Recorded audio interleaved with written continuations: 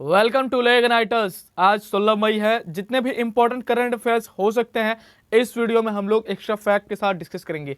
यदि यह वीडियो आप लोग को हेल्पफुल लगे तो इसे जितना ज़्यादा से ज़्यादा हो सके लाइक करें, शेयर करें और चैनल को सब्सक्राइब कर ऑल का ऑप्शन भी सिलेक्ट कर ले। मूव करते हैं हम लोग फर्स्ट क्वेश्चन पे। फर्स्ट क्वेश्चन है, हाल ही में सामाजिक दूरी को बनाए रखने हेतु किसने इंडिया का सबसे पहला thermal corona combat head gear को लॉन्च किया है? Which of the following has recently launched India's first thermal corona combat head gear to ensure safety through social distancing?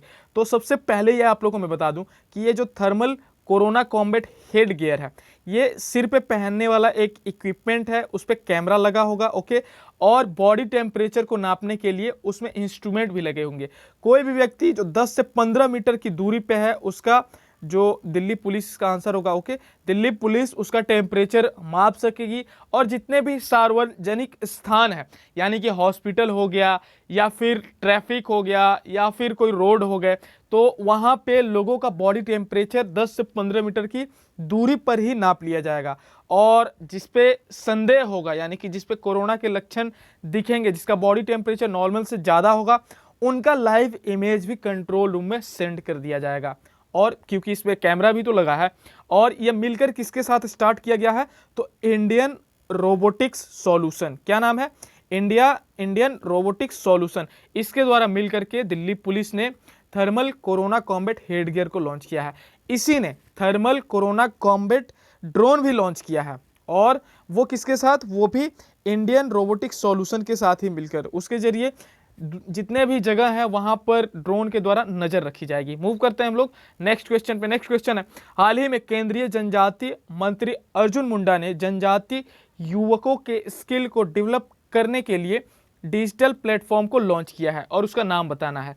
Union minister for tribal affairs Arjun Munda launched which digital skilling platform to help the tribal youth in their skill development? तो उसका नाम है option number B, गोल। तो गोल का full form भी बनता है। गोल का फुल फॉर्म क्या है? Going online as leaders. क्या है? Going online as leaders.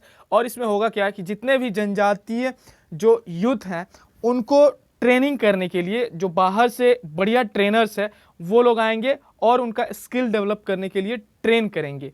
तो जब स्टार्ट किया गया है union minister for tribal affairs Arjun Munda ji के द्वारा, तो ये कहाँ के हैं आप लोग कमेंट सेक्शन में लिखें। मूव करते हैं हम लोग क्वेश्चन नंबर 3 पे। हाल ही में G20 virtual trade and investment ministerial बैठक की अध्यक्षता किस देश ने की है? G20 virtual trade and investment ministerial summit took place recently. Which of the following countries hosted it? देखिए G20 का मैं पहले ही आप लोग को बता चुका हूं, 2020 में जो भी चीज़ हो रहा है वो सऊदी अरब में ही हो रहा है। जैसे क्या क्या चीज़ हो चुका है, जैसे G20 वर्चुअल समिट भी हो चुका है, ओके, और इसकी अध्यक्षता किया था सऊदी अरब ने। उसी तरीके से G20 जो फिनांस मिनिस्टर यानी कि वित्त मंत्रियों की बैठक था वो भी सऊदी अरब में ही हुआ है। और G20 का एक स्वास्थ्य मिनिस्टर यानी कि हेल्थ मिनिस्टर का भी एक मीटिंग हुआ था, उसे भी सऊदी अरब ने ही होस्ट किया था। और G20 जो समिट होगा, जो नॉर्मल समिट G20 का होता है 2020 का, वो भी सऊदी अरब में ही होगा। यानी कि G20 से रिलेटेड कोई भी समिट 2020 का पूछे तो आप लोग आराम से सऊदी अरब ऑप्शन को सही कर सकते हैं, ओके। और G20 समिट 2021 इटली में होगा और जो 2022 का G20 समिट है वो भारत में होगा। अब जब बात हो रही है सऊदी अरब का, तो सऊदी अरब ने हाल ही में नाबालिग को फांसी देने की जो सजा थी उसको बंद कर दिया है, ओके। तो अब हम लोग मूव करते हैं क्वेश्चन नंबर 4 पे। क्वेश्चन नंबर 4 है, हाल ही में अंतर्राष्ट्रीय परिवार दिवस कब मनाया गया? Recently when was international family day celebrated? तो इसका जो करेक्ट आंसर है वो है ऑप्शन नंबर बी, यानी कि 15 मई। 15 मई को हम लोग मनाते हैं इंटरनेशनल फैमिली डे। इसे इसलिए मनाया जाता है ताकि फैमिली में जो भी रिलेटेड प्रॉब्लम है उसको सॉल्व किया जा सके और सोसाइटी में किस तरह से बेहतर तरीके से हम लोग सोसाइटी का बेटरमेंट कर सके, यानी कि सोसाइटी के ग्रोथ को के लिए फैमिली का एक अहम भूमिका होता है। तो उसे देखने के लिए हम लोग इंटरनेशनल फैमिली डे मनाते हैं। तो जब मनाया जाता है 15 मई को, 15 मई को एक और दिन मनाया जाता है, कौन सा? National endangered species day. National endangered species day. और यह 15 मई को इस बार मनाया गया है क्योंकि यह थर्ड फ्राइडे ऑफ मई मनाया जाता है। थर्ड फ्राइडे यानी कि तीसरा जो फ्राइडे होगा शुक्रवार मई का, उस दिन मनाया जाता है नेशनल इंडेंजर्ड स्पेसीज डे। और जब नेशनल इंडेंजर्ड स्पेसीज की बात हो रही है तो मैंने हाल ही में बताया था आपको कि सुंदरबन में जो बाघों की संख्या है वह 88 से बढ़कर अब 96 हो गई है। और बैक टू दिस क्वेश्चन हम लोग आते हैं। देखिए इंटरनेशनल फैमिली डे जो है इसका 2020 का थीम क्या है, तो इसका थीम भी पूछ लिया जाता है। तो इसका थीम है, क्या थीम है, कोपेनहेगन, सॉरी इसका थीम है families in development. Okay, Copenhagen and Beijing, क्या है, families in development Copenhagen and Beijing. Move करते हैं हम लोग नेक्स्ट क्वेश्चन पे। नेक्स्ट क्वेश्चन है, हाल ही में गुजरात ने आत्मनिर्भर गुजरात सहाय योजना की शुरुआत की है। इसमें छोटे व्यापारियों को 1 लाख तक का लोन कितने प्रतिशत ब्याज पर दी जाएगी। रिसेंटली गुजरात हैज स्टार्टेड आत्मनिर्भर Gujarat Sahay Yojana to help small businessman, okay, and loan up to 1 lakh will be given to how much interest. देखिए तो गुजरात ने स्टार्ट किया है आत्मनिर्भर गुजरात सहाय योजना। इसमें तो नाम ही है, कभी ये पूछेगा नहीं कि किसने स्टार्ट किया क्योंकि गुजरात नाम है। इसमें पूछा जा सकता है कि कितने इंटरेस्ट यानी कि कितने प्रतिशत दर पे 1 लाख रुपए जो ऋण है वो गुजरात दे रही है। तो इसका करेक्ट आंसर है ऑप्शन नंबर बी, 2%, यानी कि 2% के ब्याज पर 3 साल के लिए यह लोन दिया गया है। और छोटे व्यापारियों को कोरोना में जो लॉकडाउन हुआ है अभी उसके लिए दिया गया है, हेल्प करने के लिए। जब बात हो रही है गुजरात की, तो गुजरात ने हाल ही में सेंसर आधारित सेवा वितरण निगरानी प्रणाली भी शुरू किया है। इसमें होगा क्या है कि जितने भी प्योर वाटर हैं उनका क्वांटिटीज कितना कहाँ पे सेंड हो रहा है उसका मेनली जो डिटेल्स है वो रखने के लिए इसने लॉन्च किया है सेंसर आधारित सेवा वितरण निगरानी प्रणाली। ओके, और इसी ने ओम्बारे आंगनवाड़ी को भी लॉन्च किया था, आप लोग को याद आ गया होगा, जिसमें कि कुछ पौष्टिक खाने दिए जाने थे और बच्चों का हेल्प किया जाना था। उसी तरीके से इसने सुजलाम सुफलाम जल संचय अभियान को भी स्टार्ट किया था। वो किस लिए था, नदी और जितने भी डैम हैं उन्हें सफाई करने के लिए, उन्हें और मानसून से पहले गहरा करने के लिए, खुदाई के लिए, ताकि वो साफ भी हो जाए और मजदूरों को जो भी है रोजगार भी मिल जाए। और जब गुजरात की बात हो रही है तो कैपिटल है गांधीनगर, सीएम है विजय रूपाणी, गवर्नर है आचार्य देवव्रत, और यहीं पे सरदार सरोवर डैम है नर्मदा नदी पर, ठीक है। और टूरिज्म स्पॉट यहाँ पे कौन कौन है, जैसे टूरिज्म स्पॉट है साबरमती आश्रम है, ठीक है, सोमनाथ मंदिर है, उसी तरीके से स्टैचू ऑफ यूनिटी है। स्टैचू ऑफ यूनिटी जो है 182 मीटर है। इसे किसने डिजाइन किया था, तो राम सुतार ने किया था। और ये दुनिया का सबसे ऊंचा स्टैचू यानी मूर्ति है।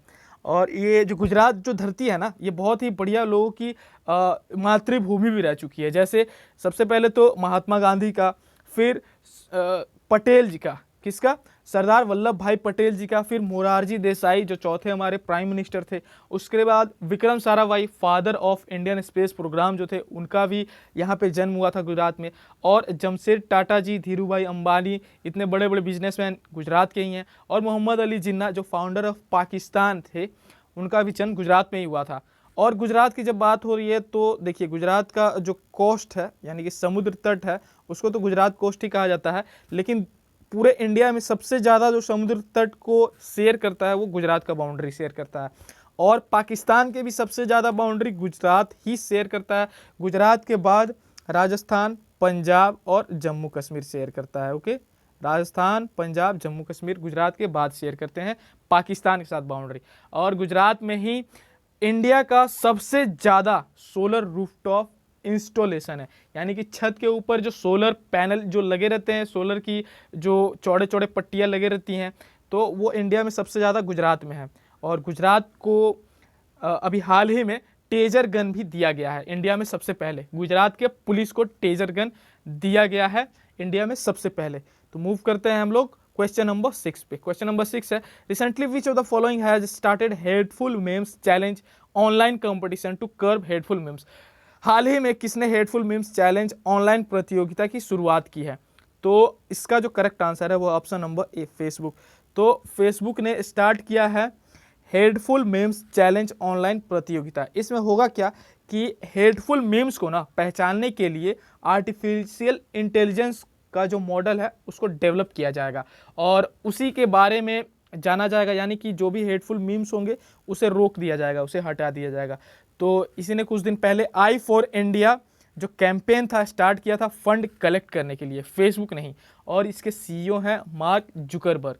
तो मूव करते हैं हम लोग नेक्स्ट क्वेश्चन पे। नेक्स्ट क्वेश्चन है, हाल ही में यूरोप का सबसे पहला ऐसा कौन सा देश बना है जो कोरोना मुक्त हो चुका है? What is the name of Europe's first country to be corona free? तो इसका जो नाम है ना, ऑप्शन नंबर सी, स्लोवेनिया है। स्लोवेनिया आप लोग नाम याद कर ले, पूछा जा सकता है किसी भी एग्जाम में। तो ये यूरोप का सबसे पहला ऐसा कंट्री है जो कोरोना फ्री हाल में ही हो चुका है। तो मूव करते हैं हम लोग नेक्स्ट क्वेश्चन पे। हाल ही में हमारे केंद्रीय स्वास्थ्य मंत्री डॉक्टर हर्षवर्धन सिंह ने कोविड-19 मास टेस्टिंग हेतु किस मशीन को राष्ट्र को समर्पित किया है? Recently union minister of Health of India has presented the nation a machine which will test around 1200 corona cases every day. What is the name of that machine? तो उस मशीन का जो नाम है ना, उसका नाम है ऑप्शन नंबर सी, कोवास 5800। तो इसमें होगा क्या कि लगभग 1200 सैंपल्स कोविड-19 के एक ही दिन में चेक किया जा सकेगा, और यह मशीन काफ़ी हेल्पफुल होगा मास टेस्टिंग के लिए। ओके, तो स्टार्ट किया गया है ये किसके द्वारा? यूनियन हेल्थ मिनिस्टर कौन है इंडिया के? तो डॉक्टर हर्षवर्धन सिंह जी हैं। तो मूव करते हैं हम लोग नेक्स्ट क्वेश्चन पे। क्वेश्चन नंबर 9, हाल ही में वर्ल्ड ट्रेड ऑर्गेनाइजेशन के प्रमुख ने इस्तीफा दिया है, उनका नाम बताएं। Recently the director general of world trade organization has resigned, what is his name? तो उनका जो नाम है वो है रॉबर्ट अजोवेडो। तो इन्होंने अभी वर्ल्ड ट्रेड ऑर्गेनाइजेशन के डायरेक्टर जनरल के पद से इस्तीफा दे दिया है। और भी जो नाम है काफ़ी इंपॉर्टेंट है, जैसे कि डेविड मालपास, ये जो हैं ये हमारे वर्ल्ड बैंक के एमडी हैं। ओके, वर्ल्ड बैंक के। उसी तरीके से जियानी इन्फेंटिनो फीफा के प्रेसिडेंट हैं, आप लोग को याद आ गया होगा। और जो हैं एंटोनियो गुटेरस। तो ये कौन है आप लोग कमेंट सेक्शन में मुझे बताएं, मैं कई बार बता चुका हूँ आप लोग को। तो मूव करते हैं हम लोग नेक्स्ट क्वेश्चन पे, जो 10th नंबर है, हाल ही में किसे भारत का सर्वोच्च खेल सम्मान राजीव खेल सम्मान के लिए नामित किया गया? Who has been nominated for India's highest sports award that is Rajiv Gandhi Khel Ratna recently? तो अभी एक पिस्टल शूटर हैं, यानी कि option number C, Anjum Moudgil. तो इन्हें क्या किया गया है? इन्हें इंडिया का जो हाईएस्ट खेल रत्न है, यानी कि राजीव गांधी खेल रत्न के लिए अभी नॉमिनेट किया गया है। और ये किसके द्वारा किया गया है? भारतीय राष्ट्रीय राइफल संघ के द्वारा, यानी कि इंडियन नेशनल राइफल इंस्टीट्यूट के द्वारा अभी option number C, Anjum Moudgil का नाम राजीव गांधी खेल रत्न के लिए नॉमिनेट किया गया है नाम। ऑप्शन नंबर डी क्या है? सानिया मिर्जा। तो इन्हें इंडिया में सबसे पहले ऐसे व्यक्ति ये बनी हैं जिन्हें फेड कप हर्ट अवार्ड प्रदान किया गया है। मूव करते हैं हम लोग क्वेश्चन नंबर 11 पे। हाल ही में पाकिस्तान के वनडे क्रिकेट टीम का कप्तान किसे बनाया गया है? Who is appointed as the captain of Pakistan one day cricket team recently? तो इसका जो करेक्ट आंसर है वो है option number B, Babar Azam. Babar Azam को ओडीआई और टी20 दोनों का कैप्टन, टी20 का तो पहले से ही थे लगभग 1 साल से, और ओडीआई का भी इन्हें बना दिया गया है। और जो ऑप्शन नंबर डी है अजहर अली, अजहर अली अभी टेस्ट के कप्तान है पाकिस्तान के। तो पाकिस्तान और इंडिया के बीच में कौन सा बाउंड्री है? रेड क्लिफ है। और सबसे ज़्यादा इंडिया में कौन सा स्टेट पाकिस्तान के बाउंड्री के साथ शेयर करता है? तो गुजरात। अभी हाल ही में सना मीर ने, जो कि वहाँ की एक महिला क्रिकेटर हैं, क्रिकेट से संन्यास की घोषणा की थी। और आयशा मुगल एक ट्रांसजेंडर का नाम है, जो कि पाकिस्तान ने पूरे वर्ल्ड में सबसे पहली बार यूएन में भेजा था। और पाकिस्तान की जब बात हो रही है तो आप लोग को याद होगा कि एक हिंदू पायलट को भी शामिल किया है हाल ही में, जिनका नाम राहुल देव है। तो मूव करते हैं आज के लास्ट क्वेश्चन पे। हाल ही में world economic situation and prospect report किसने जारी किया है? Recently which of the following has put forward world economic situation and prospectus report? इसमें होगा क्या कि जितने भी कंट्रीज हैं उनके तो जीडीपी इस रिपोर्ट में बताए ही जाएंगे, साथ में पूरे वर्ल्ड में कितना जीडीपी, कितना ग्रोथ होगा ये भी बताया जाएगा। तो ये स्टार्ट किया गया है option number B, United Nation के द्वारा। तो यूनाइटेड नेशन की जब बात हो रही है, फुल फॉर्म इसका तो यूनाइटेड नेशन ही है, यूएन का। और यहाँ कब इस्टेब्लिश इसका हुआ था? 24 अक्टूबर 1945। यूएन डे मनाया जाता है 24 अक्टूबर को। और हेडक्वार्टर है न्यूयॉर्क में। न्यूयॉर्क में और किसका हेडक्वार्टर है? यूनिसेफ का। और यहाँ के जो सेक्रेटरी जनरल है एंटोनियो गुटेरेस, जो मैं पहले आपसे पूछा था वो यहाँ मैं बता चुका हूँ। तो मूव करते हैं कल के प्रश्न की तरफ। कल का प्रश्न था, हाल ही में सबसे पहला भारतीय कौन है जिसे फेड कप हार्ट अवार्ड 2020 से सम्मानित किया गया? तो उनका नाम है सानिया मिर्जा। 60% वोट इन्हें मिला था और इंडिया की सबसे पहली ऐसी पर्सन बन चुकी हैं जिन्हें यह अवार्ड दिया गया है। मूव करते हैं हम लोग आज के प्रश्न की तरफ। आज का प्रश्न है, तंजावुर नेटी वर्क्स और अरुम्बावुर वुड कार्विंग्स को हाल ही में किस राज्य ने जीआई टैग प्रदान किया है? तो इस क्वेश्चन का जो भी आंसर है आप लोग कमेंट सेक्शन में लिखें और डिटेलिंग के साथ लिखें, और मेरे इस चैनल ले इग्नाइटर्स को कृपया सपोर्ट करें। मैं जो भी वीडियोज़ बनाता हूँ आप लोग ज़्यादा से ज़्यादा शेयर करें। तब तक के लिए थैंक यू, जय हिंद।